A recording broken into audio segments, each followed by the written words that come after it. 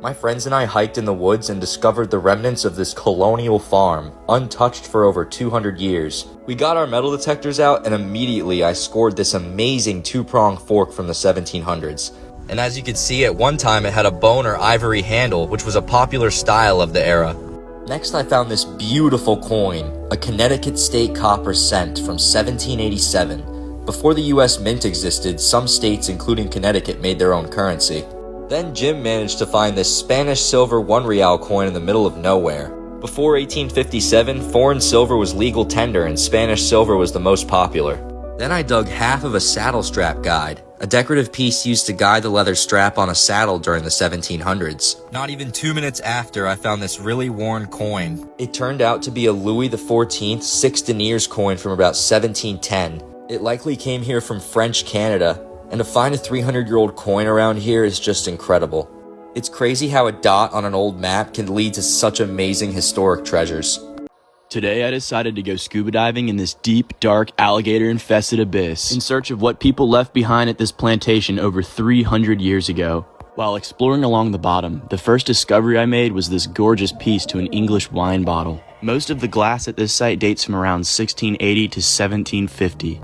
After that, I spotted the stem to a clay tobacco pipe, and really close by, I ended up finding the bowl to it as well. What's even cooler is this particular style of bowl dates to the 17th century. 1600s, baby! This style of tobacco pipe, known as a Chesapeake pipe, was manufactured in Virginia. These pipes were very, very popular in the late 17th century up until about the mid-18th century in colonial America. After finding multiple more broken bottles, I managed to discover a piece of pottery manufactured by an enslaved individual. It looks like slave pottery right here. This pottery that is manufactured by enslaved individuals can sometimes be mistaken for Native American pottery.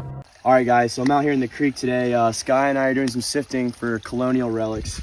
And I came through here with my metal detector. Sky just found some colonial pipes over there, and I got a good signal, and look at that. It's a Spanish 4 real silver coin, 1773. It's a little corroded. I gotta be careful with it, but Shield. Oh my god. look at that. Oh, wow. Look at that, y'all. 1773. You can see King Carlos's head on there. Big Spanish 2 real. It's got a hole in the back, but it's my first one. So happy with it. I'm out here fossil digging in South Carolina, and I just found a whale skull. Guy is down here to confirm it. Yep, this is definitely a dolphin skull. Dolphin skull. Yep, it's rather large. Definitely larger than the last couple that we pulled out of here. Wow. This seems to be our bone perimeter here, and based on this, I would say It may go back this it's way. facing in here. So Jake pulled out this piece of bone and said, "Oh, this looks like a vertebrae." And I looked it over a little bit and I saw that there's a lot of like core holes right here, which is a lot. It's indicative of a skull.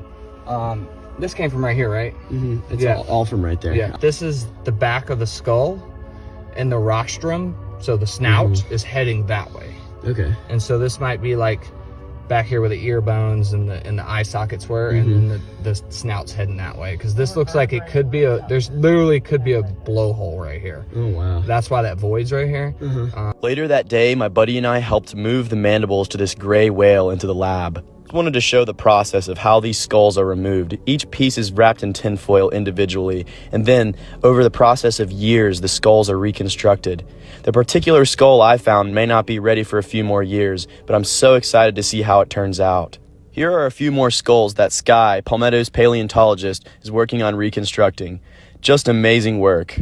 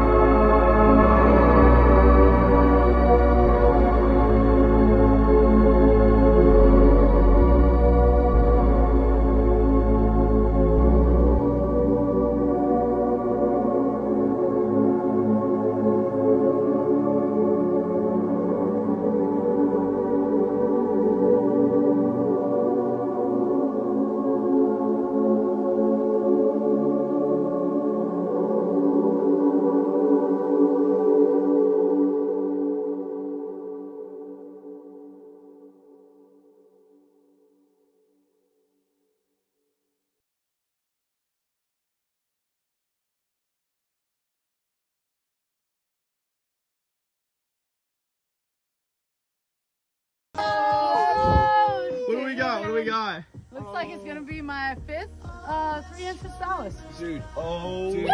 man. Dude. Woo! Look at that. Skylar Master. We gotta get it out.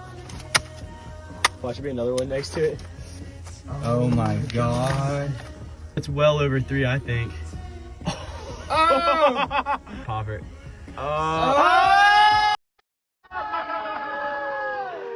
That's insane. That thing is massive. Holy smokes, man. Look at that thing, man. Oh, that's crazy. Unbelievable. Yeah, look at that. Oh. Big 3-inch Instalas. Oh, man. Last weekend, my friend Josh and I dug deep into the earth with his excavator in search of a tooth from the largest shark that ever lived, the Megalodon. If you take a gander at this map, the areas highlighted in blue is where the ocean once was millions of years ago. As soon as we dug deep enough to hit the ancient ocean floor, we started to find tons of these fossilized shark teeth. This one here is a sand tiger shark tooth, and here's a gorgeous Angustidon tooth that has a nice chocolate patina. We started to get our appetite whet with this tiny little Megalodon tooth, and then Josh spotted something crazy. It turned out to be a massive Angustidon tooth, which is the great ancestor to the Megalodon shark, much, much older, and this one's in pristine condition with beautiful colors, especially the orange on the burlette. Huge congrats to Josh for this one. We found a variety of other fossils like this pygmy sperm whale tooth, and then our hole ended up flooding, so we had to use this pump to clear all the water out. And then I spotted probably one of the coolest finds of the day that looks like a waffle, but it's actually a scoop from a giant extinct armadillo called Glyptodon. After that, I managed to discover this little posterior Megalodon tooth that's in pretty good condition, and then one of my buddies handed me this pristine mako shark tooth, which is an ancestor to the modern day great white shark. Just look at that patina. And then Sky spotted another mako shark tooth. We carefully excavated the soil around this tooth because we knew it was going to be massive, over 3 inches long. And once we pulled it out, we all freaked out because of how big it was.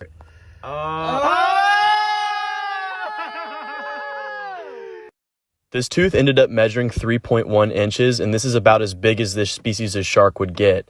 This shark was probably around